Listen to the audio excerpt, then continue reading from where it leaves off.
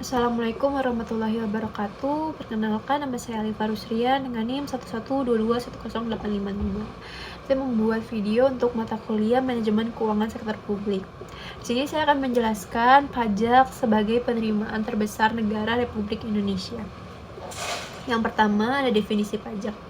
Pajak adalah kontribusi wajib kepada negara yang terutang oleh pribadi atau badan yang bersifat memaksa berdasarkan undang-undang dengan tidak mendapatkan imbalan secara langsung dan digunakan untuk keperluan negara bagi sebesar-besarnya kemakmuran rakyat.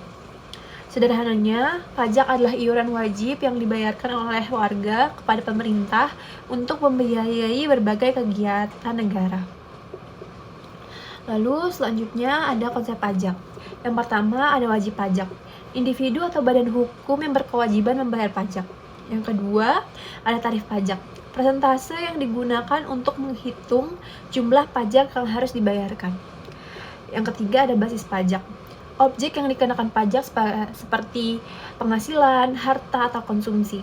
Yang terakhir ada administrasi pajak, sistem atau prosedur yang mengatur perpajakan termasuk pendaftaran, pelaporan, dan pembayaran pajak. Lalu ada fungsi pajak. Di sini ada 4 fungsi, yaitu fungsi anggaran, fungsi mengatur, dan fungsi retribusi. Lalu yang terakhir fungsi stabilitas. Lalu ada jenis-jenis pajak. Pajak secara umum di Indonesia ada 2, yaitu pajak pusat dan pajak daerah. Pajak pusat adalah pajak yang dikelola oleh pemerintah pusat seperti pajak penghasilan, pajak pertambahan nilai, pajak pendapatan badan, pajak bea masuk, dan pajak bea keluar.